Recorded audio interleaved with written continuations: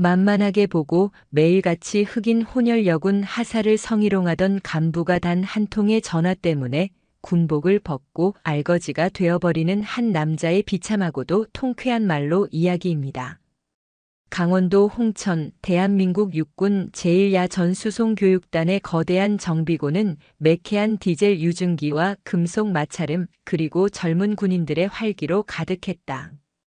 그 중심에 마치 한 송이 강철로 핀 백합처럼 이질적이면서도 완벽하게 조화를 이루는 존재가 있었다. 한채린 하사. 그녀는 지금 막 육중한 KU-711 통칭 5돈 트럭의 엔진룸에 상반신을 깊숙이 파묻고 있었다. 가느다란 허리와 대조되는 탄탄한 어깨선, 기름때가 묻은 위장무늬 정비복 위로 드러난 구릿빛 팔뚝의 섬세한 근육은 그녀가 이 분야의 전문가임을 말해주고 있었다. 야, 한하사. 그거 윤활유 라인 다시 한번 봐줘.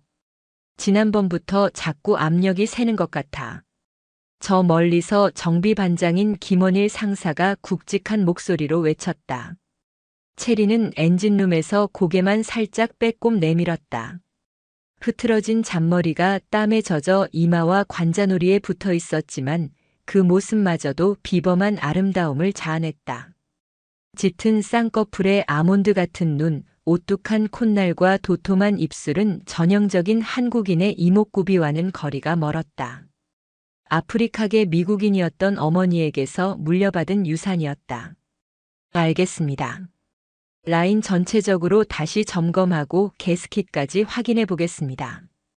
앳된 목소리와 달리 그녀의 대답은 노련한 정비사의 그것처럼 확신에 차 있었다. 그녀는 다시 엔진룸으로 몸을 숙였다. 스패너를 쥐고 볼트를 조이는 손놀림은 거침이 없었다. 그녀의 주변에서 어슬렁거리던 신참 병사들은 경외와 흠모가 뒤섞인 눈빛으로 그녀를 훔쳐보았다. 한채린 하사는 부대의 아이콘이었다. 흑인 혼혈이라는 사실은 그녀가 처음 자대에 배치받았을 때 잠시 호기심 어린 시선의 대상이 되게 했지만 그뿐이었다. 그녀는 자신의 피부색이나 외모가 아닌 실력으로 모든 것을 증명했다.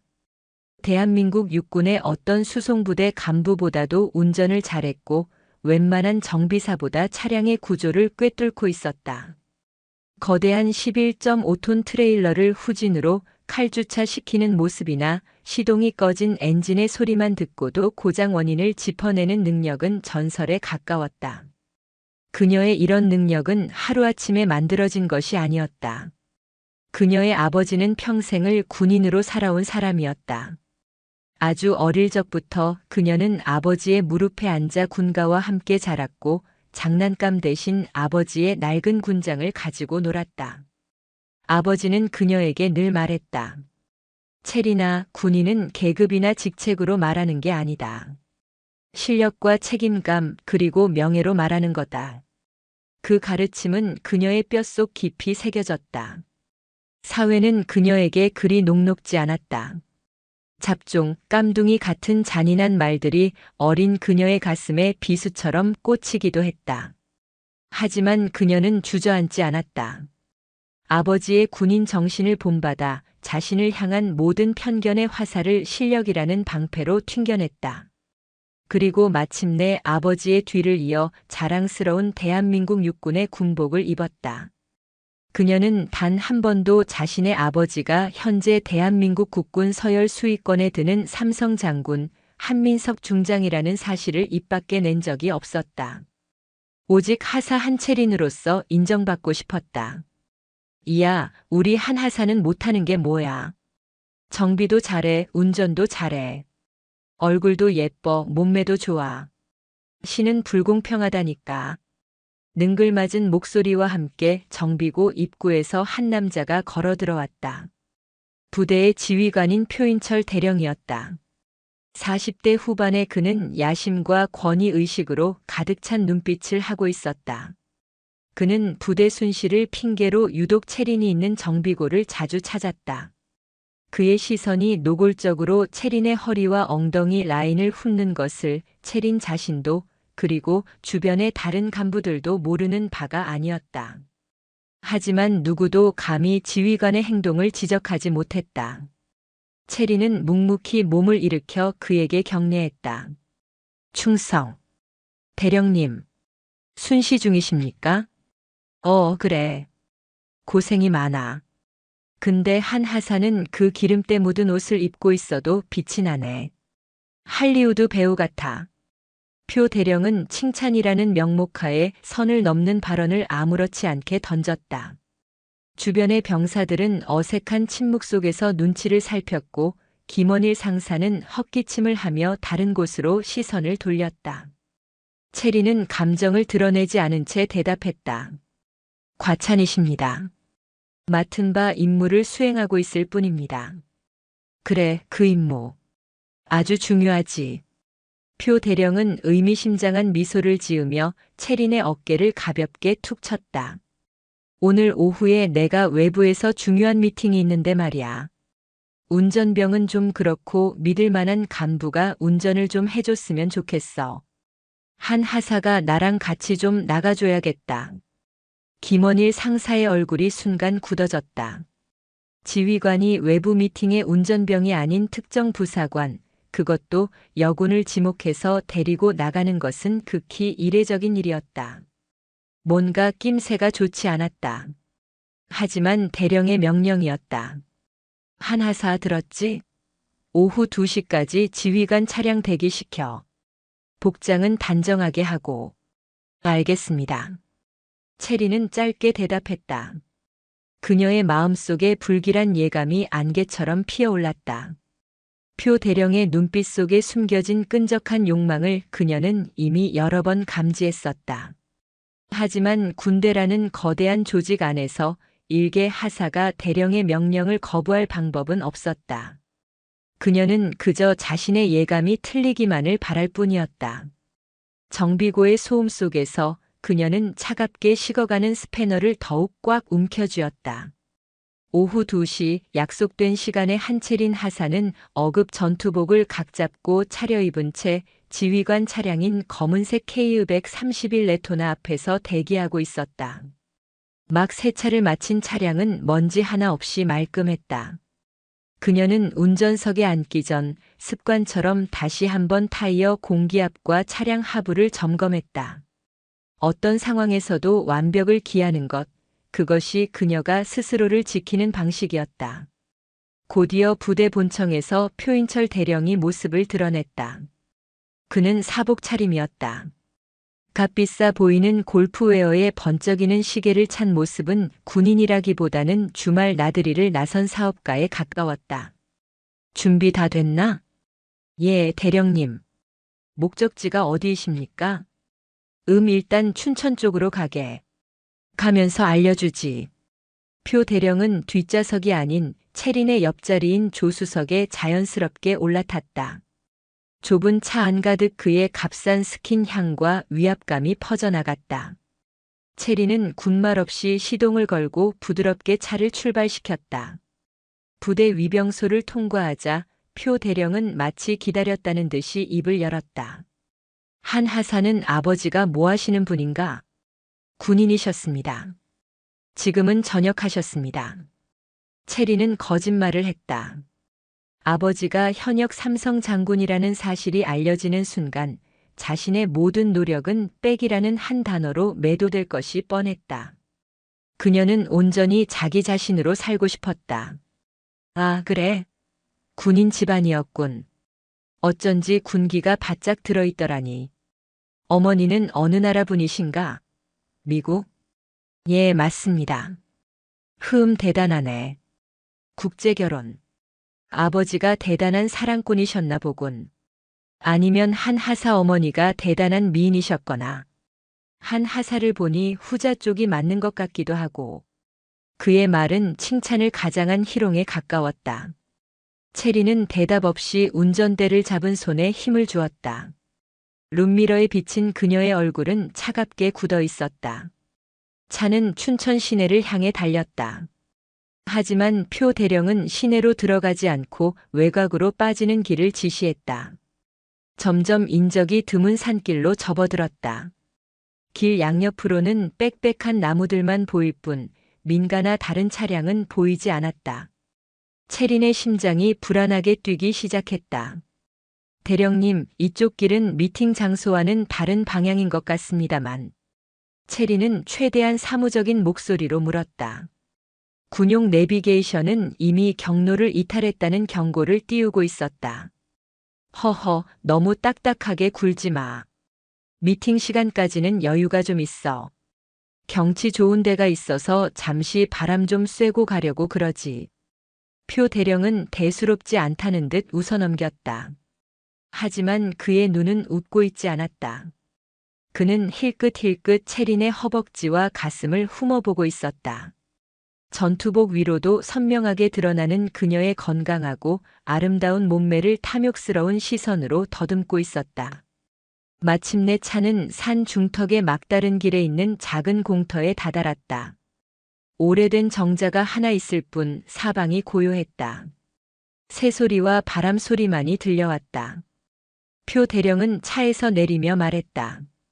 자, 잠시 쉬었다 가지. 공기가 아주 좋구만. 체리는 차에서 내리지 않았다. 운전석에 앉은 채로 전방을 주시하며 말했다. 저는 차량을 대기시키고 있겠습니다. 에이, 그러지 말고. 이리 와서 같이 커피나 한 잔해. 표 대령은 보온병을 꺼내 보이며 그녀를 불렀다. 거부할 수 없는 명령이었다. 체리는 깊은 한숨을 삼키며 차에서 내렸다. 그녀는 본능적으로 그와 최대한 거리를 유지하며 정자 기둥에 기대어 섰다. 표 대령은 종이컵 2개의 뜨거운 커피를 따랐다. 하나를 체린에게 건네며 그는 본격적으로 본색을 드러내기 시작했다. 한 하사는 남자친구 있나? 없습니다. 왜? 인기가 아주 많을 것 같은데. 우리 부대 놈들만 해도 한 하사 얘기하는 놈들이 한둘이 아니야. 그 까무잡잡한 피부가 아주 매력적이라고들 하더군. 그는 까무잡잡한이라는 단어에 힘을 주어 말했다. 체린의 미간이 미세하게 좁아졌다. 다들 그렇게 말해. 흑인 여자들은 몸매가 아주 폭발적이라고. 유전자가 다르다고 하더군. 사실인가? 그의 질문은 더 이상 희롱이 아니었다. 그것은 명백한 성희롱이자 인종차별적인 발언이었다. 체린의 온몸의 피가 차갑게 식는 것 같았다. 그녀의 손에 들린 종이컵이 잘게 떨렸다. 대령님, 업무와 관련 없는 말씀은 삼가주셨으면 합니다. 업무? 하하.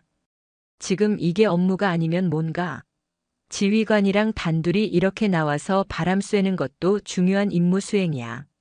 안 그런가? 표 대령은 한 걸음 더 그녀에게 다가섰다. 그의 눈빛은 이제 노골적인 욕망으로 번들거렸다. 솔직히 말해서 말이야. 나 흑인 여자는 한 번도 만나본 적이 없어. 그래서 아주 궁금했거든. 뭐가 어떻게 다른지. 당신 아버지는 좋았겠어. 매일 밤마다. 짝. 체리는 자신도 모르게 그의 뺨을 향해 손을 휘두르려다 간신히 멈췄다. 하지만 그 짧은 순간의 움직임은 표 대령을 자극하기에 충분했다. 그의 얼굴에서 웃음기가 싹 사라졌다. 이게 미쳤나? 감히 누굴 치려고 들어? 그의 목소리는 분노로 낮게 깔려 있었다. 그는 체린의 팔목을 거칠게 움켜쥐었다. 강철 같은 악력이었다. 내가 아무리 발버둥 쳐도 소용없어. 여긴 아무도 안 와. 내가 오늘 너한테 군대가 어떤 곳인지, 계급이 뭔지 제대로 가르쳐주지. 공포가 체린의 온몸을 올가매는 것 같았다. 뿌리치려고 몸부림쳤지만 남자의 완력은 그녀가 감당할 수 있는 수준이 아니었다. 으슥한 산 중턱 고립된 공간에서 그녀는 완벽한 약자였다. 그녀의 눈에서 뜨거운 눈물이 왈칵 쏟아져 내렸다. 하지만 그 순간 절망의 늪에서 그녀를 건져 올린 것은 아버지의 목소리였다. 체리나, 진정한 군인은 총칼이 아니라 정신력으로 싸우는 거다. 어떤 상황에서도 내 자신의 명예를 잃지 마라. 그것이 너를 지키는 가장 강한 무기다. 아버지의 목소리가 뇌리를 스치는 순간 그녀의 눈빛이 변했다. 공포에 젖어있던 눈동자에 차갑고 단단한 빛이 서렸다. 그녀는 더 이상 울지 않았다. 눈물이 멎고 공포가 가라앉은 자리에 차가운 분노가 샘솟았다. 한채린 하사의 눈빛은 더 이상 겁에 질린 어린 양의 그것이 아니었다. 그것은 자신의 새끼를 지키기 위해 목숨을 거는 어미 사자의 눈빛이었고 적진 한가운데서 마지막 수류탄의 안전핀을 뽑아든 군인의 눈빛이었다. 그녀를 거칠게 끌어당기던 표인철 대령은 순간 움찔했다. 방금 전까지 절망 속에서 울부짖던 여자의 눈이라고는 믿을 수 없는 서늘하고도 강인한 기세가 느껴졌기 때문이었다. 이거 놓으시지 말입니다. 채린의 목소리는 떨리고 있었지만 그 안에는 부러질지언정 휘지 않겠다는 강철 같은 의지가 담겨 있었다. 뭐? 이 계집애가 아직도 정신을 못 차렸나? 표 대령은 그녀를 더욱 강하게 억압하려 했다. 하지만 채린은 그의 예상을 완전히 뒤엎는 행동을 했다. 그녀는 저항을 멈추고 오히려 꼿꼿하게 허리를 폈다. 그리고 군더더기 없는 동작으로 그에게 경례를 붙였다. 충성. 하사 한채린 대령 표인철님께 보고드립니다. 너무나도 뜻밖의 행동에 표 대령은 저도 모르게 그녀를 붙잡았던 손에 힘을 풀었다. 그의 얼굴에 당혹감이 어렸다. 지금 뭐 하는 짓이야? 보고 드리는 중입니다. 현 시간부로 대령님께서는 군인복무기본법 제33조 품위유지의 의무, 제45조 성희롱 예방 의무를 위반하셨으며 군형법 제92조 6 강제추행 및 제92조 8 성희롱 조항에 저촉되는 행위를 하셨습니다. 채린은 마치 법무관처럼 흔들림 없는 목소리로 조목조목 그의 죄목을 읊었다. 그녀는 더 이상 피해자가 아니었다. 그녀는 법과 규정을 무기로 든 대한민국 육군의 하사였다. 또한 지휘관의 권위를 이용하여 부하에게 사적인 만남을 강요하고 위력을 행사한 것은 명백한 직권남용에 해당합니다. 이에 즉시 모든 위법 행위를 중단하고 부대로 복귀할 것을 정식으로 건의하는 바입니다. 표 대령은 잠시 할 말을 잃었다. 일개 하사가, 그것도 겁에 질려 울던 여군이 자신에게 군법을 들이대며 건의를 할 것이라고는 상상도 하지 못했다. 그의 당혹감은 이내 참을 수 없는 분노와 모멸감으로 바뀌었다. 내가 지금 누굴 가르치려 들어? 꺼내? 웃기지 마라. 이건 명령 불복종이야. 그가 다시 손을 뻗어 채린의 멱살을 잡으려는 순간 채린의 입에서 결정적인 한마디가 흘러나왔다. 이 모든 상황은 제 전투복에 부착된 녹음 장치를 통해 기록되고 있습니다. 표 대령의 손이 허공에서 멈췄다. 그의 눈이 커졌다. 그는 황급히 채린의 전투복을 훑어보았다. 하지만 소형 녹음기 같은 것은 보이지 않았다. 거짓말하지 마. 내년이 감히 날 속이려고 들어? 확인해 보시겠습니까? 하지만 녹음 장치에 손을 대는 순간 증거 인멸 시도로 간주되어 가중 처벌을 받게 되실 겁니다. 또한 제 스마트워치는 5분 이상 심박수가 비정상적으로 상승하거나 위급 상황이라고 판단될 시 미리 지정된 연락처로 현재 위치와 긴급 구조 신호를 자동으로 전송하게 되어 있습니다. 아마 지금쯤 신호가 갔을지도 모르겠습니다. 채린의 말은 전부 거짓이었다. 녹음 장치도 그런 기능이 있는 스마트워치도 없었다.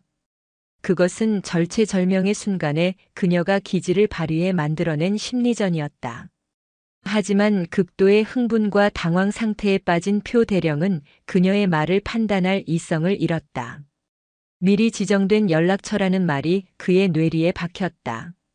만약 그 연락처가 군 관련 기관이라면 일이 상상 이상으로 커질 수 있었다. 그의 얼굴이 하얗게 질렸다. 욕망으로 이글거리던 눈빛은 불안과 초조함으로 흔들렸다. 그는 채린의 팔을 놓아주었다. 쓸데없는 소리. 빨리 차에 타. 복귀한다. 그는 아무 일도 없었다는 듯 태연한 척하며 차를 향해 걸어갔다. 하지만 그의 뒷모습은 명백히 도망치는 패자의 그것이었다. 부대로 돌아오는 내내 차 안에는 숨막히는 침묵만이 흘렀다. 표 대령은 창밖만 바라보며 입을 굳게 다물었고 체리는 강철 같은 집중력으로 운전에만 몰두했다. 하지만 그녀의 심장은 금방이라도 터져나올 듯 격렬하게 뛰고 있었다. 다리가 후들거리고 온몸에 힘이 빠져나가는 것 같았다. 그녀는 간신히 정신력으로 버티고 있었다. 부대에 복귀하자마자 표 대령은 아무 말 없이 자신의 관사로 사라졌다. 체리는 텅 빈 지휘관 차량 운전석에 한참 동안이나 멍하니 앉아 있었다. 긴장이 풀리자 억눌렀던 모든 감정이 한꺼번에 몰려왔다. 수치심, 분노, 그리고 살아남았다는 안도감. 그녀는 운전대에 얼굴을 파묻고 소리 없이 흐느꼈다. 그녀는 이 일을 어떻게 해야 할까? 덮어야 할까? 아니면 맞서 싸워야 할까? 상대는 부대의 최고 지휘관인 대령이다. 일개 하사가 그를 상대로 싸움을 시작한다면 그것은 계란으로 바위치기나 다름없었다. 군 생활이 끝장나는 것은 물론 오히려 무고죄로 역공을 당할 수도 있었다.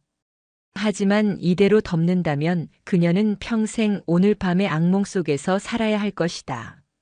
더럽혀진 명예는 결코 회복되지 않을 것이다. 그리고 표 대령은 분명 제2, 제3의 피해자를 만들어낼 것이다. 체리나 불의에 침묵하는 것은 악의 편에 서는 것과 같다. 군인은 오직 정의를 위해서만 싸워야 한다. 또다시 아버지의 목소리가 들려왔다. 아버지는 늘 그녀의 등대였다. 체리는 눈물을 닦고 고개를 들었다. 그녀의 눈은 더 이상 흔들리지 않았다. 그녀는 결심했다. 싸우기로. 자신의 명예를 위해, 그리고 다른 누군가가 자신과 같은 고통을 겪지 않도록 하기 위해. 그녀는 차에서 내려 자신의 숙소로 향했다. 그리고 망설임 없이 전화기를 들었다. 단 한 사람, 이 세상에서 자신을 온전히 믿어주고 지켜줄 사람에게 전화를 걸기 위해서였다. 아빠. 수화기 너머로 낮고 근엄하지만 딸을 향한 따스함이 묻어나는 목소리가 들려왔다. 오, 우리 딸. 웬일이야, 이 시간에. 아빠, 저 한민석 중장님. 도움이 필요합니다. 체린의 목소리가 가늘게 떨려 나왔다.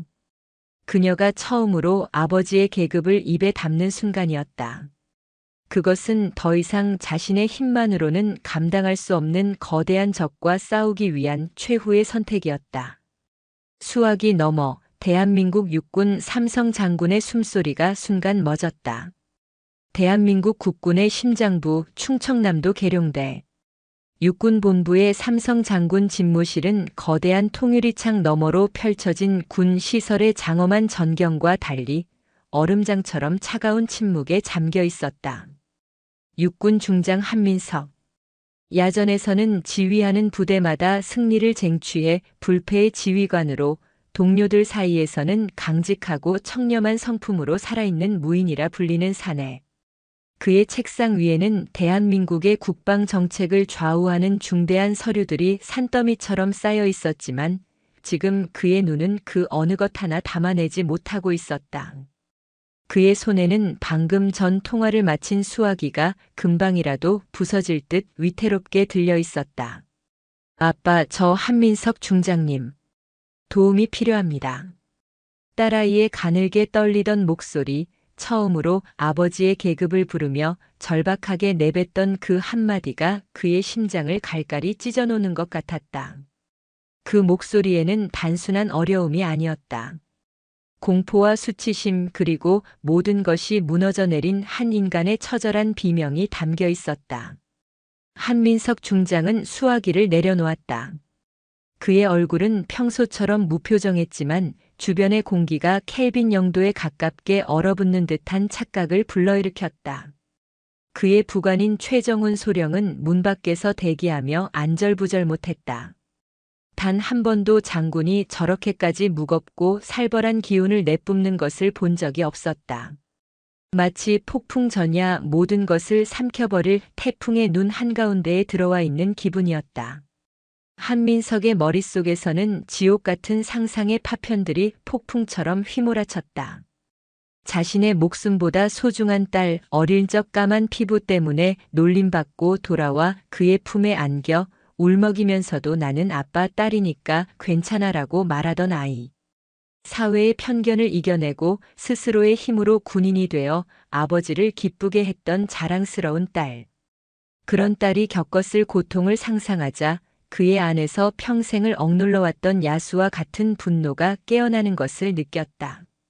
그는 눈을 감았다. 평생을 군인으로 살며 수많은 위기 상황을 겪었지만 지금처럼 이성이 분노에 잠식당할 것 같은 순간은 없었다. 하지만 그는 대한민국 육군의 삼성 장군이었다. 감정적인 분노는 상황을 그르칠 뿐이다. 그는 딸을 위해 가장 빠르고 가장 정확하며 가장 무자비한 방법을 선택해야 했다. 그는 책상 위에 인터폰 버튼을 눌렀다. 목소리는 놀라울 정도로 차분했다. 최소령. 예, 장군님. 지금 당장 육군 감찰실장 연결해. 안 받으면 받을 때까지 해. 개인 휴대폰으로라도. 국가 안보에 준하는 비상 상황이라고 전해. 최소령의 등줄기에 식은땀이 흘렀다. 육군 감찰실장. 군의 모든 비위와 부조리를 감시하고 척결하는 장군들조차 두려워하는 자리였다. 그런 감찰실장을 국가안보 비상 상황이라는 명목으로 호출한다는 것은 상상조차 할 수 없는 일이었다. 잠시 후 전화기에서 육군 감찰실장인 오강현 소장의 목소리가 들려왔다. 충성. 오강현입니다. 한 장군님, 이 시간에 무슨 일이십니까? 한민석은 서두를 생략했다. 그의 목소리에는 단 한 톨의 감정도 섞여 있지 않았다. 오 장군, 지금부터 내 말 잘 듣게. 이건 부탁이 아니라 명령이다. 말씀하십시오. 강원도 홍천 제1야 전수송교육단. 단장 표인철 대령. 그자에 대한 특별 감찰을 지시한다. 혐의는 지휘관 권력을 이용한 부하여군 성추행 및 직권 남용이다. 수화기 너머로 오강현 소장이 숨을 들이켜는 소리가 들렸다. 현역 대령, 그것도 부대 지휘관을 직접 겨냥한 삼성 장군의 명령. 이것이 얼마나 엄청난 파장을 불러일으킬지 그는 즉시 깨달았다. 한 장군님, 혹시 피해자가 누구인지 여쭤봐도 되겠습니까? 내 딸 한채린 하사다. 그 순간 모든 것이 명확해졌다. 오강현 소장은 더 이상 질문하지 않았다. 그는 이것이 단순한 비위 사건이 아니라 잠자는 용의 꼬리를 밟아버린 어리석은 짐승에 대한 단죄의 시작임을 직감했다. 알겠습니다. 제 직을 걸고 처리하겠습니다. 지금 즉시 제 직속 최정예 감찰팀을 홍천으로 급파하겠습니다. 외부에는 일절 새어나가지 않도록 보안에 만전을 기하겠습니다. 팀장에게 전하게. 증거인멸의 우려가 있으니 도착 즉시 표인철 대령의 신병부터 확보하고 모든 통신을 차단하라고. 그리고 내 딸에게는 최고의 여성 조사관을 보내서 단 하나의 상처도 더 받지 않도록 세심하게 배려하라고 전해. 명심하겠습니다. 전화를 끄는 한민석은 다시 딸에게 전화를 걸었다. 그의 목소리는 언제 그랬냐는 듯 한없이 다정한 아버지의 그것으로 돌아와 있었다. 체리나 아빠다. 지금부터 아빠가 하는 말 잘 들어. 아무 걱정하지 마. 넌 아무 잘못 없어. 지금부터 넌 영내 숙소에서 한 발짝도 나가지 말고 누구와도 연락하거나 만나지 마. 곧 아빠가 보낸 사람들이 갈 거야. 그 사람들 외에는 그 누구에게도 오늘 있었던 일을 말해서는 안 된다. 알겠지? 응, 아빠. 강해야 한다, 우리 딸. 넌 군인이고 내 딸이니까. 이 아빠가 모든 것을 제자리로 돌려놓을 거다. 하늘이 무너져도 널 지켜줄 테니 아무 걱정하지 말고 있어. 전화를 끄는 그는 자리에서 일어나 통유리창 앞으로 걸어갔다. 그의 눈은 더 이상 계룡대의 야경을 보고 있지 않았다. 그의 시선은 저 멀리 딸이 있는 강원도 홍천의 깊은 어둠을 꿰뚫고 있었다. 그의 등 뒤로 보이지 않는 거대한 힘의 톱니바퀴가 삐걱거리며 움직이기 시작했다.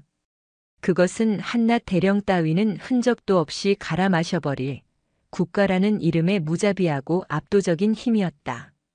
한편 홍천의 관사에서 위스키를 들이켜며 불안감을 잠재우려던 표인철 대령은 자신의 목을 향해 다가오는 서늘한 강철의 그림자를 전혀 감지하지 못하고 있었다. 그는 자신의 오만함이 대한민국에서 가장 무서운 존재 중 하나를 건드렸다는 사실을 꿈에도 모른 채 그저 계집애 하나의 반항쯤으로 치부하며 잠을 청하고 있었다. 다음 날 새벽 동이 트기도 전에 어슴푸레한 여명 속에서 제1야전 수송교육단 위병소 앞으로 번호판 없는 검은 세단 2대가 소리 없이 다가와 멈춰 섰다.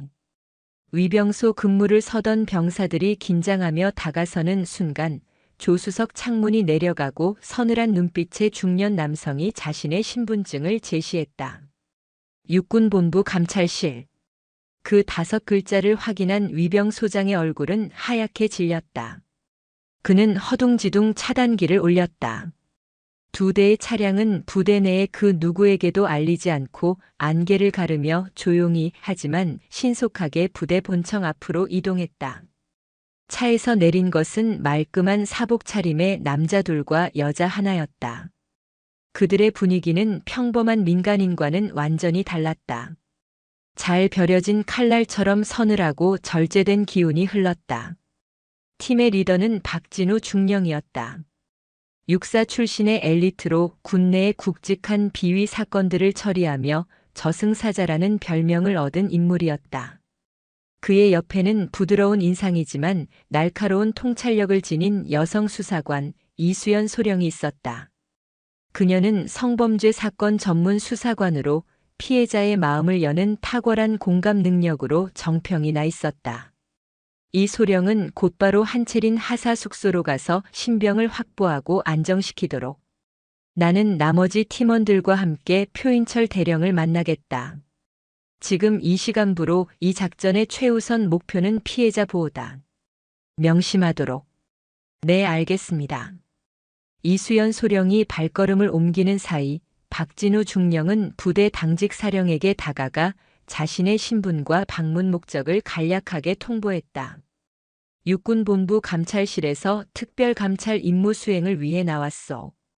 지금 즉시 단장실의 위치를 안내하시오. 그리고 이 감찰 사실이 외부로 유출될 시 군사기밀 누설죄로 엄중히 다스릴 것이오. 새벽 대바람부터 들이닥친 본부 감찰팀, 그것도 저승사자 박진우 중령의 등장에 당직 사령은 거의 혼절할 지경이었다. 그는 덜덜 떨리는 손으로 표인철 대령의 관사 위치와 단장실을 안내했다. 그 같은 시각 표인철 대령은 숙취와 불안감이 뒤섞인 찝찝한 기분으로 잠에서 깨어났다. 어젯밤의 일이 꿈처럼 아른거렸다. 그는 한채린의 당돌한 저항을 떠올리며 다시금 불쾌감에 사로잡혔다. 건방진년. 오늘 출근하면 바로 보직을 바꿔버리든지 아니면 아예 다른 부대로 버려야겠다. 그는 자신의 권력을 이용해 그녀를 어떻게든 짓밟아버릴 계획을 세우고 있었다. 그가 막 샤워를 마치고 나왔을 때였다. 딩동의 현관벨이 울렸다. 이른 새벽에 찾아올 사람이 없었다. 짜증 섞인 표정으로 문을 연 그의 앞에 박진우 중령과 감찰실 요원들이 서 있었다. 누구신데? 육군본부 감찰실 박진우 중령입니다. 표인철 대령님 되십니까? 표인철의 심장이 쿵 하고 바닥으로 떨어지는 것 같았다. 육군본부 감찰실. 왜? 어째서? 그의 머릿속이 하얗게 변했다. 설마 어젯밤 그 일 때문에? 아니야, 그럴 리가 없어. 일개 하사 하나가 본부 감찰실을 움직인다는 건 불가능한 일이었다. 무슨 일로 여기까지? 단도직입적으로 말씀드리겠습니다. 대령님의 부하여군 성추행 및 직권 남용 혐의에 대한 제보가 접수되어 특별 감찰을 시작합니다. 지금부터 대령님은 저희의 감찰에 적극적으로 협조하셔야 하며 외부와의 모든 연락은 금지됩니다. 휴대폰을 이리 주시죠. 박진우 중령의 목소리는 얼음처럼 차가웠다. 표인철은 저항할 생각조차 하지 못했다. 그의 손에서 힘이 빠져나가며 휴대폰이 바닥으로 툭 떨어졌다. 그의 오만했던 얼굴은 삽시간의 공포와 경악으로 일그러졌다. 그는 자신이 거대한 함정에 빠졌음을, 그리고 그 함정의 깊이가 상상 이상이라는 것을 본능적으로 깨달았다. 한편 이수연 소령은 한채린의 숙소 문을 조심스럽게 노크했다. 문을 열고 나온 채린은 밤새 한숨도 자지 못한 듯 창백하고 지친 얼굴이었다. 하지만 그녀의 눈은 두려움이 아닌 결연한 의지로 빛나고 있었다. 한채린 하사 맞습니까? 본부 감찰실에서 온 이수연 소령입니다. 장군님의 명을 받고 왔습니다. 장군님이라는 한마디에 채린은 굳게 닫고 있던 마음의 빗장을 풀었다. 그녀는 이수연 소령을 방 안으로 안내했다. 이 소령은 따뜻한 눈빛으로 채린을 바라보며 말했다. 괜찮습니다. 이제 다 괜찮을 겁니다. 아무 걱정하지 말고 어제 있었던 일을 처음부터 끝까지 아주 작은 것 하나까지 전부 다 말해줄 수 있겠어요?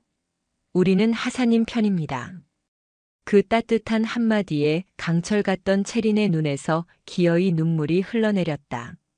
그것은 공포의 눈물이 아니었다. 드디어 자신의 고통을 알아주는 사람을 만났다는 안도감과 기나긴 싸움이 이제 막 시작되었다는 결의의 눈물이었다. 그녀는 떨리는 입술을 열어 지옥 같았던 어제의 기억들을 하나씩 꺼내놓기 시작했다. 거대한 폭풍이 홍천의 작은 군부대를 집어삼키기 시작하고 있었다. 한채린 하사의 진술은 군더더기 없이 명료하고 구체적이었다. 이수연 소령은 그녀의 말을 단 하나도 놓치지 않고 기록하며 때로는 함께 분노하고 때로는 위로하며 그녀의 이야기를 끝까지 들어주었다. 진술을 마친 채린은 마치 몸 안에 모든 독을 쏟아낸 사람처럼 탈진했지만 한편으로는 기묘한 해방감을 느꼈다. 진술 확보와 동시에 박진우 중령의 수사는 거침없이 진행되었다. 그는 표인철 대령을 단장실에 사실상 감금시킨 채 부대의 모든 주요 자료에 대한 압수수색을 단행했다. 가장 먼저 확보한 것은 지휘관 차량의 운행일지와 블랙박스, 그리고 내비게이션 기록이었다. 찾았습니다, 중령님. 한 요원이 다급하게 외쳤다. 내비게이션의 상세 경로 기록에는 어제 오후 춘천으로 향하던 차량이 갑자기 경로를 이탈해 인적이 드문 산길로 들어갔다가 약 30분 뒤에 다시 빠져나온 기록이 선명하게 남아 있었다. 한채린 하사의 진술과 정확히 일치하는 빼도 박도 못할 증거였다. 좋아. 이제 퍼즐 조각을 맞춰보지. 박진우 중령의 다음 목표는 부대 내의 잠재적 목격자나 참고인들이었다. 그는 가장 먼저 정비반장인 김원일 상사를 호출했다. 김 상사는 어젯밤부터 무언가 잘못되었다는 것을 직감하고 있었지만 본부 감찰팀의 등장은 그의 상상을 초월하는 것이었다. 그는 조사실에 앉아 마른 침을 삼켰다. 김원일 상사. 어제 오후 표인철 대령이 한채린 하사를 개인적으로 지목해 운행을 지시한 것이 사실인가? 예, 맞습니다. 이상하다고 생각하지 않았나? 통상적인 절차와는 명백히 다른 지시였을 텐데. 김 상사는 입술을 깨물었다. 지휘관의 명령에 토를 다는 것은 부사관으로서 상상하기 힘든 일이었다. 하지만 그는 박진우 중령의 눈빛에서 진실을 말하지 않으면 자신 또한 이 사건에 연루될 수 있다는 서늘한 경고를 읽었다. 솔직히 이상하다고 생각했습니다. 대령님께서는 평소에도 유독 한 하사에게 과도한 관심을 보이셨습니다. 외모를 칭찬하는 발언을 공개적으로 하거나 불필요한 신체 접촉을 시도하는 모습도 몇 번 목격했습니다. 김 상사의 입에서 나온 진술은 수사의 물꼬를 트는 중요한 역할을 했다. 박중령은 그가 언급한 다른 정비병들과 운전병들을 차례로 소환했다. 처음에는 모두가 두려움에 입을 닫았다. 대령을 상대로 한 증언이 어떤 결과를 가져올지 너무나 잘 알기 때문이었다. 그때 이수연 소령이 나섰다. 그녀는 이제 막 20살을 넘긴 어린 병사들을 따로 불러 모아 부드러운 목소리로 말했다. 여러분에게는 동료를 지킬 의무가 있습니다. 여러분이 아끼던 한채린 하사가 지금 어떤 고통을 겪고 있는지 상상해 보십시오. 여러분의 작은 용기가 썩어빠진 권력을 무너뜨리고 동료의 명예를 지키는 거대한 힘이 될 수 있습니다. 우리는 여러분의 신변을 철저히 보호할 것을 약속합니다. 그녀의 진심 어린 설득에 한 병사가 용기를 내어 입을 열었다. 대령님께서 한 하사님을 할리우드 배우라고 부르며 어깨를 만지는 것을 봤습니다. 그 한마디가 시작이었다. 거짓말처럼 본물 터지듯 증언이 쏟아져 나왔다. 저도 들었습니다. 흑인 여자는 뭐가 다르냐는 식의 역겨운 농담을 하는 것을. PX에서 사적인 심부름을 시키는 것도 여러 번 봤습니다. 증언은 증언을 낳고 진실은 거대한 눈덩이처럼 불어났다. 표인철이 부대 내에서 쌓아올린 존경받는 지휘관이라는 허울 좋은 성벽은 여기저기서 균열을 일으키며 무너져 내리고 있었다. 모든 증거와 진술을 확보한 박진우 중령은 마침내 단장실의 문을 열고 표인철 대령과 마주 앉았다. 그는 아무 말 없이 녹취 파일과 진술서 뭉치, 그리고 내비게이션 기록이 담긴 태블릿을 책상 위에 올려놓았다. 표인철 대령. 당신은 어제 오후 14시부터 16시 사이 한채린 하사에게 사적인 운행을 강요하고 춘천 인근의 외딴 산속에서 위력을 행사하여 성적 수치심을 주는 발언과 함께 강제 추행을 시도했다. 또한 평소에도 다수의 부대원들이 보는 앞에서 상습적으로 성희롱 발언을 일삼았으며 지휘관의 직권을 남용하여 사적인 심부름을 시키는 등 다수의 비위 사실이 확인되었다. 이 모든 혐의에 대해 인정하는가? 표인철의 얼굴은 이미 잿빛으로 변해 있었다. 그는 부들부들 떨리는 손으로 서류를 넘겨보았다. 자신을 향한 저기에 가득 찬 부하들의 진술서, 그리고 결정적인 증거인 내비게이션 기록. 그는 더 이상 빠져나갈 구멍이 없음을 깨달았다. 자신이 쌓아 올린 모든 것이 하룻밤 사이에 신기루처럼 사라지고 있었다. 아니다, 이건 모함이야. 그 계집애가 그 악독한 년이 나를 함정에 빠뜨린 거야. 그는 마지막 발악을 했다. 하지만 박진우 중령의 눈에는 동정심이라고는 한 톨도 없었다. 마지막까지 추하군. 표인철 대령, 당신은 더 이상 제1야 전수송교육단의 지휘관이 아니다. 지금 이 시간부로 모든 직위에서 해제한다. 당신의 신병은 육군 중앙수사단으로 인계될 것이며 군 검찰의 강도 높은 수사를 받게 될 것이다. 박진우 중령의 선언과 함께 문 밖에서 대기하고 있던 헌병들이 들어와 표인철의 양팔을 붙잡았다. 어깨에 대령 계급장이 치욕스럽게 빛나고 있었다. 그는 짐승처럼 울부짖으며 끌려나갔다. 한때 부대 전체를 호령하던 절대 권력자의 성벽이 그렇게 완벽하고 처참하게 무너져 내리는 순간이었다. 표인철 대령의 체포는 제1야 전수송 교육단에 떨어진 핵폭탄과도 같았다. 부대는 순식간에 거대한 충격과 혼돈의 소용돌이에 휩싸였다. 새벽의 기습적인 감찰, 단장의 연행, 그리고 그 자리를 대신해 임시로 지휘권을 인수한 육군본부 직할 감찰팀의 삼엄한 통제. 일련의 사건들은 마치 잘 짜인 군사작전처럼 신속하고 은밀하게, 그러나 압도적인 위력으로 부대 전체를 장악했다. 병사들과 부사관, 장교들은 감히 입을 열지 못했다. 식당에서도 훈련장에서도 생활관에서도 그들은 서로의 눈치만 살피며 침묵을 지켰다. 하지만 그 침묵 속에서는 수만 가지의 추측과 소문들이 독버섯처럼 피어오르고 있었다. 누군가는 표 대령이 거대한 군납 비리에 연루되었다고 했고, 또 다른 누군가는 그가 적성국가의 간첩이었다는 허무맹랑한 이야기를 지어내기도 했다. 하지만 진실에 가장 가까운 소문은 가장 은밀하고 조심스럽게 퍼져나갔다. 표 대령이 그 한 하사를 건드렸다가 제대로 임자를 만났다는 이야기였다. 한채린 하사는 그 모든 소문의 중심에 있었지만 동시에 가장 안전한 곳에 격리되어 있었다.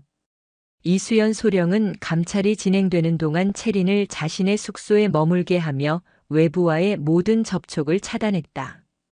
그것은 피해자 보호를 위한 최우선 조치이자 혹시 모를 2차 가해나 회유, 협박의 가능성을 원천적으로 봉쇄하기 위함이었다. 채린은 따뜻한 차가 담긴 머그컵을 두 손으로 감싼 채 창밖을 내다보았다. 분주하게 오가는 군용 차량들과 군인들의 모습이 비현실적으로 느껴졌다. 불과 하루 전 그녀는 저들 중 하나였다. 하지만 지금 그녀는 거대한 폭풍의 눈이 되어 모든 것으로부터 격리된 채 고요히 숨죽이고 있었다. 몸은 안전했지만 마음은 여전히 어젯밤의 그 서늘한 산 중턱에 묶여 있었다.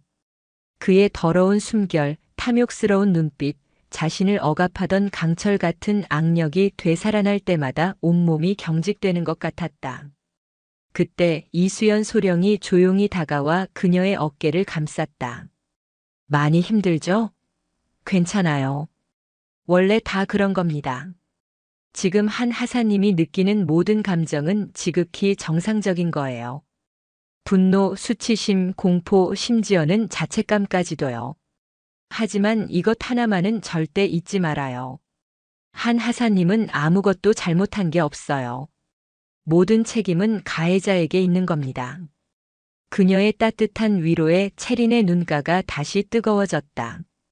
바로 그때 이 소령의 휴대폰이 조용히 진동했다. 발신자 표시를 확인한 그녀의 얼굴에 잠시 긴장감이 스쳤다. 그녀는 채린에게 양해를 구하고 잠시 자리에서 일어나 최대한 목소리를 낮춰 전화를 받았다. 충성. 이수연소. 예, 장군님.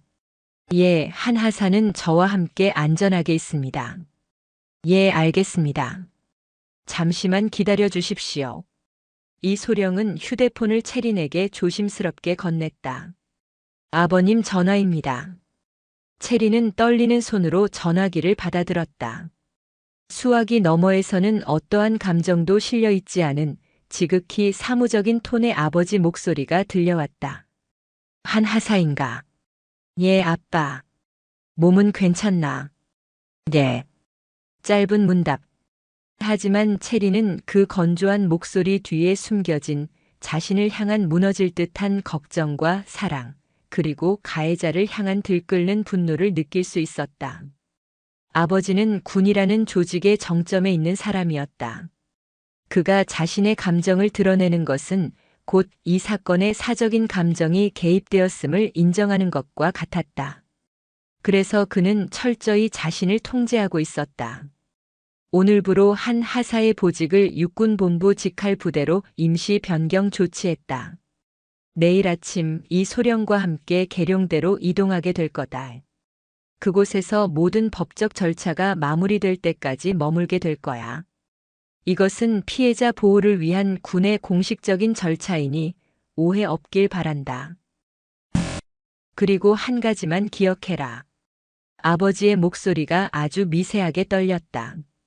넌 어제 내가 상대했던 그 어떤 적보다도 용감했다. 내 명예를 지키기 위해 싸우는 군인만큼 강한 군인은 없다. 아빠는 그런 내가 자랑스럽다. 그 한마디에 채린의 가슴 속에 박혀있던 마지막 얼음 조각이 녹아내렸다. 아버지의 인정. 그녀가 평생을 갈망해왔던 것. 그것은 단순한 칭찬이 아니었다. 군인으로서의 선배가 후배에게 보내는 최고의 찬사이자 아버지가 딸에게 보내는 가장 깊은 신뢰와 사랑의 표현이었다. 그녀는 소리내어 울지 않았다. 대신 눈물을 삼키며 더욱 단단해지기로 결심했다. 한편 육군 중앙수사단 조사실에 도착한 표인철은 자신이 처한 현실을 비로소 깨닫고 있었다. 그가 평생을 바쳐 쌓아 올린 대령이라는 계급장은 아무런 힘을 발휘하지 못했다. 차갑고 냉정한 수사관들은 그를 피의자라고 불렀고 그의 모든 변명과 항변은 무시당했다. 그는 변호사를 선임하겠다고 소리쳤고 자신이 아는 장군들의 이름을 들먹이며 협박도 해보았다. 하지만 수사관들은 눈 하나 깜짝하지 않았다. 오히려 비웃음에 가까운 표정으로 그를 바라볼 뿐이었다. 변호사 선임 좋습니다. 국선 변호인을 붙여드릴 수도 있고 사선 변호인을 선임할 때까지 조사를 미룰 수도 있습니다. 하지만 한 가지는 알아두시는 게 좋을 겁니다. 피의자 표인철 씨. 담당 수사관이 서류철을 넘기며 무심하게 말했다. 이 사건 육군 참모총장님께서 직접 챙기시는 사건입니다. 그리고 피해자의 아버지가 누군지 대충 짐작은 가실 텐데요. 표인철의 얼굴에서 핏기가 완전히 사라졌다. 육군 참모총장. 그리고 한채린의 아버지. 그는 그제야 자신이 건드린 것이 무엇인지 어렴풋이 깨달았다. 그는 일개 여군 하사를 건드린 것이 아니었다. 그는 대한민국 육군에서 가장 강력한 힘을 가진 장군 중 하나의 영린을, 그것도 가장 잔인하고 어리석은 방식으로 건드려버린 것이었다. 절망이 그의 온몸을 잠식했다. 하지만 그 절망 속에서 독사 같은 생존 본능이 고개를 쳐들었다. 그는 이대로 무너질 수 없었다. 어떻게든 살아남아야 했다. 그는 머릿속으로 자신을 변호해줄 유일한 방법을 떠올리기 시작했다. 그것은 진실을 부정하고 피해자를 더러운 진흙탕 속으로 함께 끌어내리는 것뿐이었다. 계룡대에서의 생활은 낯설고 고요했다. 한채린 하사는 군수사령부 예하의 한 행정부서에 임시 배치되었다. 그녀의 신상에 대해서는 철저한 보안 조치가 내려졌고 부서의 동료들은 그녀가 본부 파견 근무를 온 유능한 하사 정도로만 알고 있었다. 그녀는 묵묵히 자신에게 주어진 서류 작업들을 처리하며 하루를 보냈다. 아무도 그녀에게 관심을 갖지 않는 그 평범함이 지금의 그녀에게는 가장 큰 위안이었다. 하지만 평온함은 길지 않았다. 군 검찰의 조사가 본격적으로 시작되면서 그녀는 다시 한번 싸움의 전장으로 나서야 했다. 그녀를 담당하게 된 이는 조윤아 소령, 군 검찰 내에서도 독사라는 별명으로 불리는 유능한 여군 검사였다. 그녀는 날카로운 눈매와 차가운 인상을 가졌지만 채린을 대하는 태도는 지극히 신중하고 정중했다. 한 하사 앞으로 길고 힘든 싸움이 될 겁니다. 조소령은 조사실에서 채린과 마주 앉아 첫마디를 꺼냈다. 피의자 표인철은 국내 최고의 로펌 중 하나인 태평의 전관 변호사를 선임했습니다. 군 장성 출신으로 군법의 허점을 누구보다 잘 아는 자입니다. 그들의 전략은 이미 정해져 있습니다. 전략이라니요? 한 하사를 꽃뱀으로 만드는 겁니다. 조소령의 입에서 나온 단어는 칼날처럼 날카로웠다. 피의자는 모든 혐의를 부인하고 있습니다. 그날의 일은 한 하사가 먼저 자신을 유혹하여 벌어진 일이며 오히려 자신이 피해자라고 주장하고 있습니다. 그들은 한 하사의 혼혈이라는 배경, 아름다운 외모를 걸고 넘어지며 당신을 원래부터 행실이 가볍고 남자를 이용해 신분 상승을 노리는 기회주의자로 몰아갈 겁니다. 재판 과정에서 당신의 사생활과 과거까지 전부 난도질하려 들겠죠. 견딜 수 있겠습니까? 채리는 입술을 굳게 깨물었다. 예상했던 일이었지만 직접 듣는 것은 또 다른 차원의 충격이었다. 자신의 존재 자체를 어머니에게서 물려받은 자신의 외모와 피부색을 무기 삼아 자신을 공격해 올 것이라는 사실에 참을 수 없는 분노가 치밀었다. 하지만 그녀는 흔들리지 않았다. 제가 견디고 못 견디고는 중요하지 않습니다. 중요한 것은 진실입니다. 저는 군인으로서 제 명예를 걸고 진실을 위해 싸울 겁니다. 그녀의 단호한 대답에 조윤아 소령의 차가운 눈빛이 순간 부드러워졌다. 그녀는 이 젊은 여군 하사가 겉보기보다 훨씬 강인한 영혼을 가졌음을 알아보았다. 좋습니다. 그 각오라면 우리도 해볼 만합니다. 지금부터 당신은 피해자가 아니라 우리와 함께 싸우는 전사입니다. 그날 이후 체리는 조소령과 함께 치열한 법적 다툼을 준비했다. 그녀는 그날의 기억을 수백 번이고 복기하며 진술서를 구체화했고 변호인의 반대 신문에 대비한 예행 연습을 거듭했다. 그 과정은 마치 자신의 상처를 스스로 헤집는 것처럼 고통스러웠지만 그녀는 단 한 번도 약한 모습을 보이지 않았다. 한편 한민석 중장은 자신의 집무실에서 초조하게 시간을 보내고 있었다. 그는 딸을 위해 자신이 할 수 있는 모든 것을 해주고 싶었지만 동시에 아무것도 해서는 안 된다는 것을 알고 있었다. 그가 조금이라도 이 사건에 영향력을 행사하려는 기색을 보이는 순간 표인철의 변호인단은 지휘관의 부당한 압력이라며 사건의 본질을 흐리고 재판을 무효화시키려 들 것이 뻔했다. 그는 그저 멀리서 딸을 믿고 군의 사법 시스템을 믿는 수밖에 없었다. 그의 이런 고뇌를 아는지 모르는지 표인철 측의 공격은 상상 이상으로 비열하고 집요했다. 그들은 채린이 사관학교에 지원했다가 낙방한 사실을 찾아내어 그녀가 장교가 되기 위해 대령에게 의도적으로 접근했다고 주장했다. 심지어 그녀의 SNS까지 몰래 뒤져 친구들과 함께 찍은 평범한 사진들을 문란한 사생활의 증거로 제출하려 했다. 그 모든 더러운 공격들이 채린에게 보고되었다. 그녀는 분노했지만 무너지지 않았다. 오히려 그럴수록 그녀의 투지는 활활 타올랐다. 그녀는 깨달았다.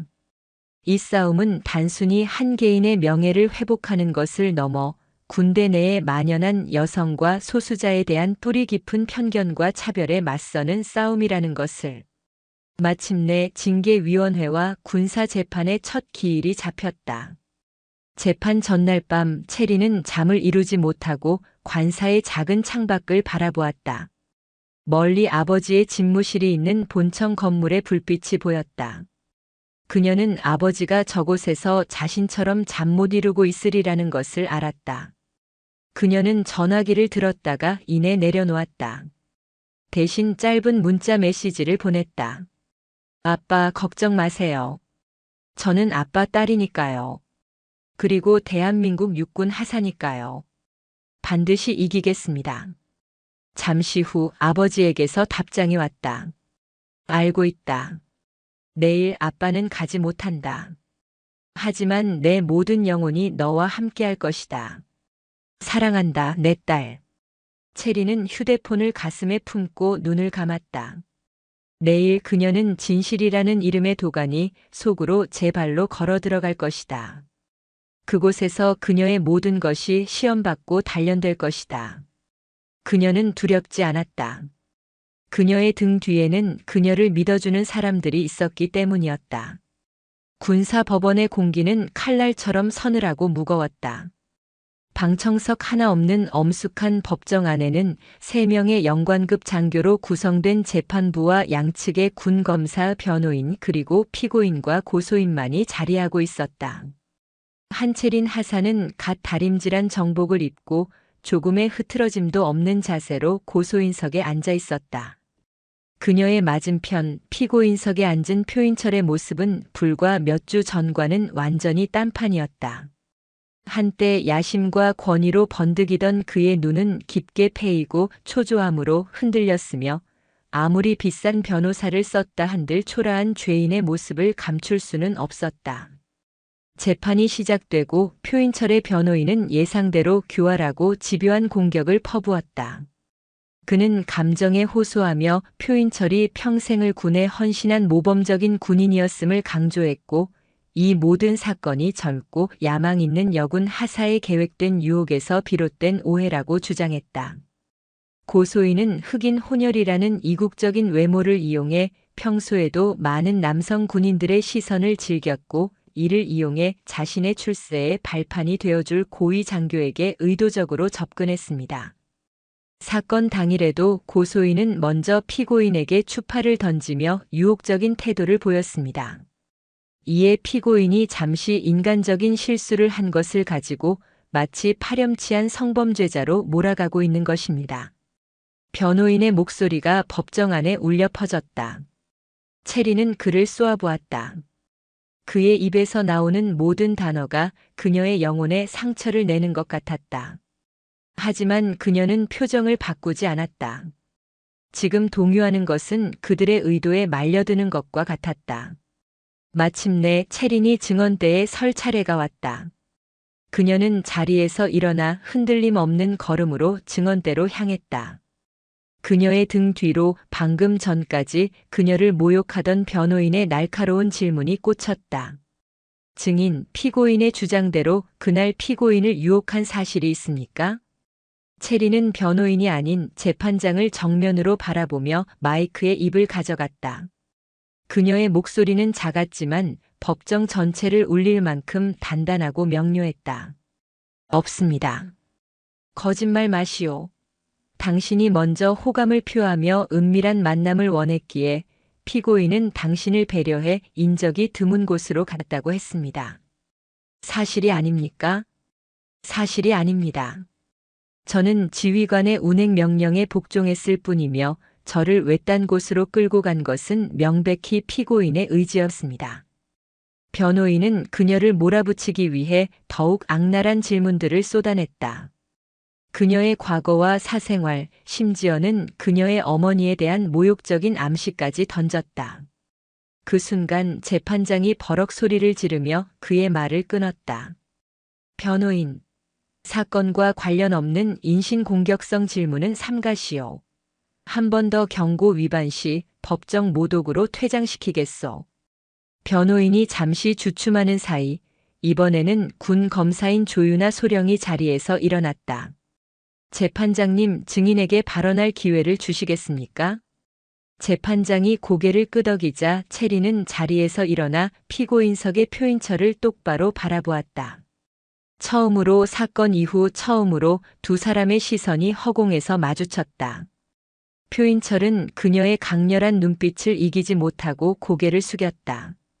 저는 오늘 이 자리에서 제 개인의 억울함을 호소하기 위해 서 있는 것이 아닙니다.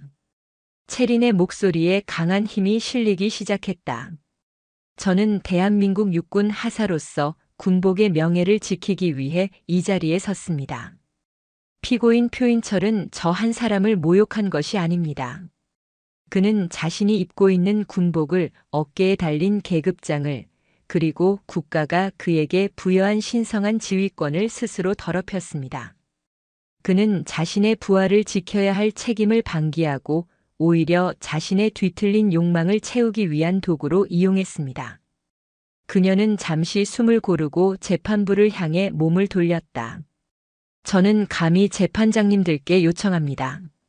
부디 저와 같은 또 다른 피해자가 나오지 않도록 군대 내에서 계급이 권력이 아니라 책임의 무게라는 것을 모든 군인이 깨달을 수 있도록 올바른 판결을 내려주시길 바랍니다. 군인의 명예는 스스로 지키지 않으면 누구도 지켜주지 않는다는 것을 오늘 이 법정에서 증명해 주십시오. 그녀의 진술이 끝나자 법정 안에는 무거운 침묵이 흘렀다. 그녀의 말은 단순한 피해자의 진술이 아니었다. 그것은 군의 존재 이유와 명예에 대한 근본적인 질문을 던지는 날카로운 외침이었다. 뒤이어 조유나 소령은 결정적인 증거들을 제시했다. 표인철이 동료들에게 상습적으로 체린에 대한 성희롱 발언을 했다는 다수의 증언 녹취, 그의 거짓말을 완벽하게 반증하는 차량의 GPS 기록, 그리고 결정적으로 그가 구속된 이후 동료 부사관을 통해 다른 증인들을 회유하고 협박하려 한 정황이 담긴 통화 기록까지 공개되었다. 모든 증거가 공개되자 표인철의 변호인은 더 이상 아무런 말도 하지 못했다. 표인철의 얼굴은 이제 하얗다 못해 시체처럼 푸른 빛을 띠고 있었다. 그는 자신이 빠져나갈 모든 길이 완벽하게 차단되었음을, 그리고 이제 남은 것은 심판뿐이라는 것을 깨달았다. 재판장은 잠시 휴정을 선언했다. 그리고 얼마 후 다시 법정에 들어선 그의 얼굴은 차갑고 단호했다. 판결을 선고한다.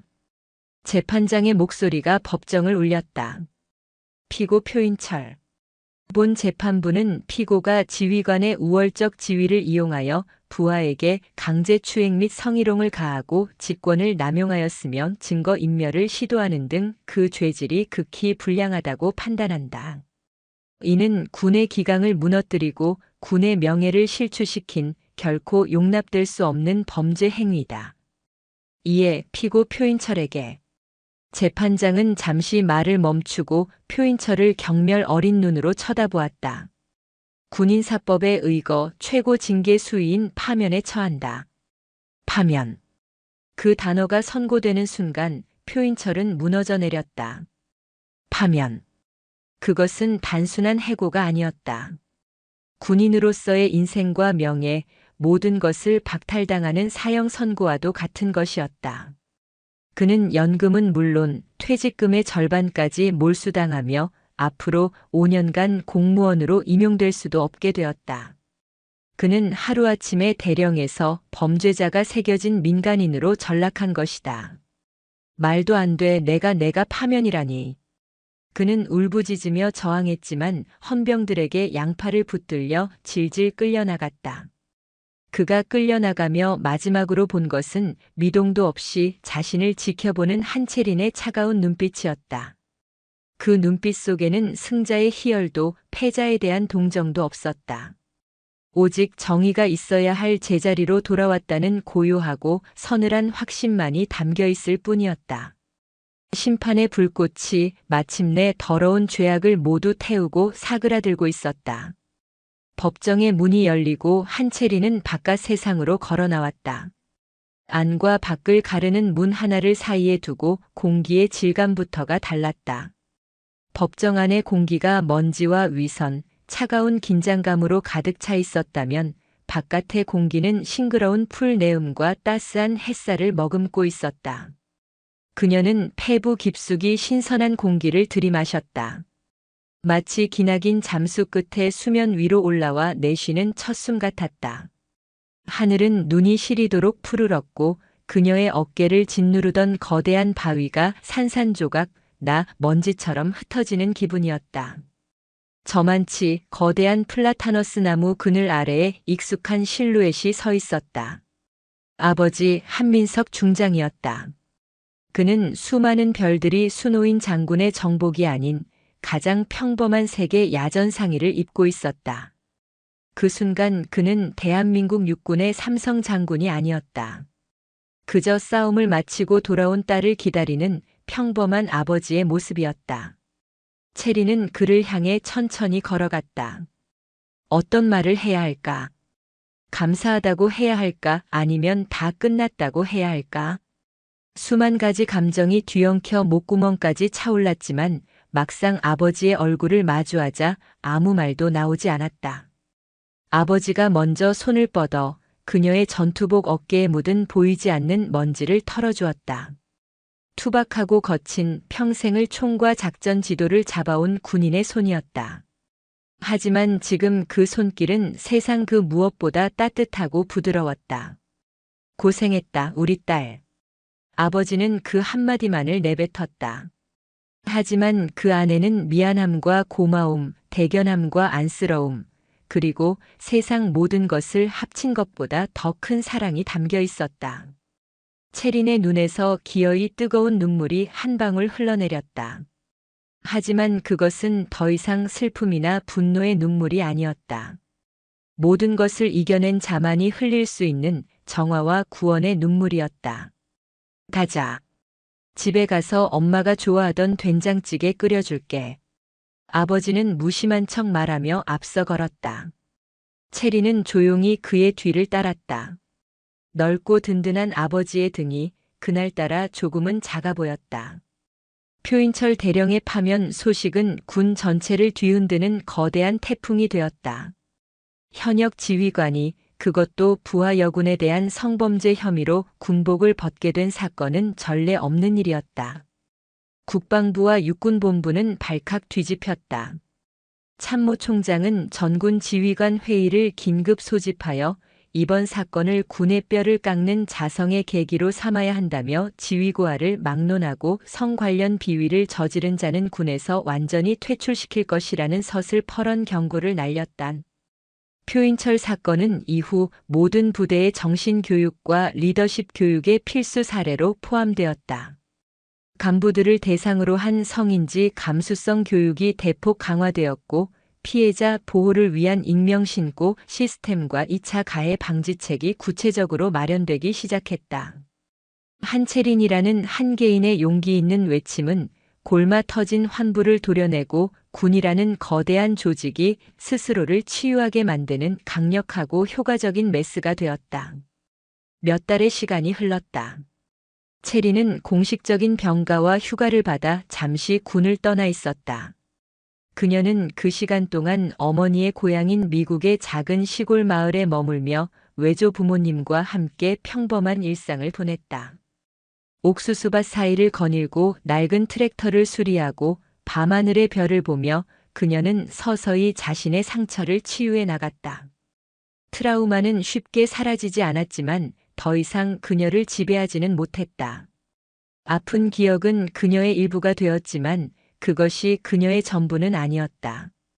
그녀는 그 상처 위에 더 단단한 새살이 돋아나고 있음을 느꼈다.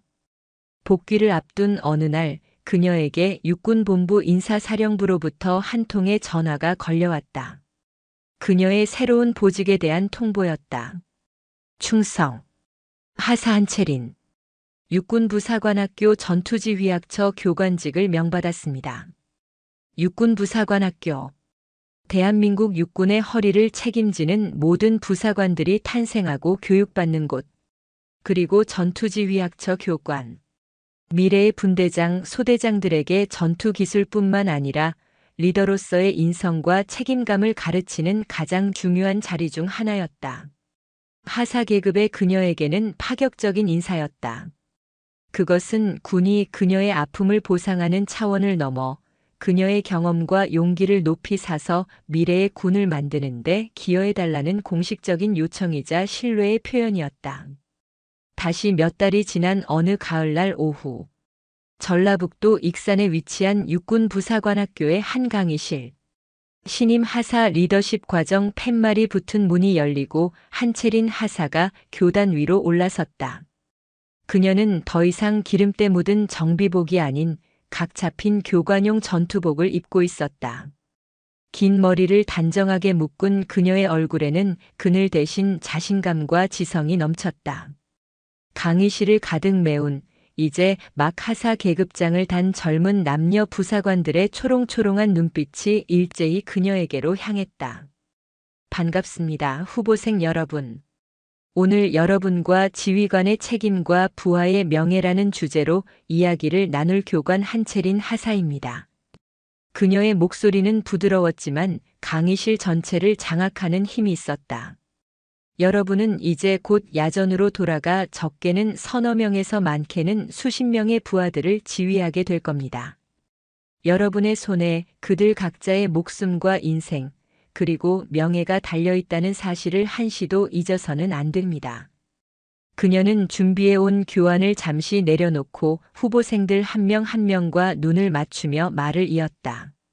저는 여러분에게 한 가지 사례를 이야기해주고 싶습니다. 한 여군이 있었습니다. 그녀는 자신의 실력만으로 인정받고 싶어하는 평범한 군인이었습니다. 하지만 그녀의 상관은 자신의 계급을 무기 삼아 그녀의 인격과 명예를 짓밟으려 했습니다. 그때 그녀는 어떻게 했을까요? 그녀는 도망치거나 숨지 않았습니다. 대신 군인으로서 자신의 명예를 지키기 위해 싸우기로 결심했습니다. 그것은 계란으로 바위를 치는 것처럼 무모해 보이는 싸움이었습니다. 하지만 그녀의 작은 용기는 결국 거대한 바위를 깨뜨렸습니다. 왜 그랬을까요? 강의실에 정적이 흘렀다. 채리는 옅은 미소를 지으며 말했다. 진실은 그리고 명예는 바위보다 단단하기 때문입니다. 여러분이 앞으로 지휘하게 될 부하들이 부당한 일을 겪었을 때 여러분은 그들의 가장 단단한 방패가 되어 주어야 합니다.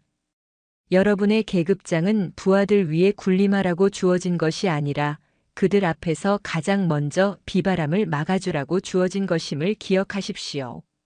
그것이 진정한 리더의 모습이며 군인 본연의 책무입니다.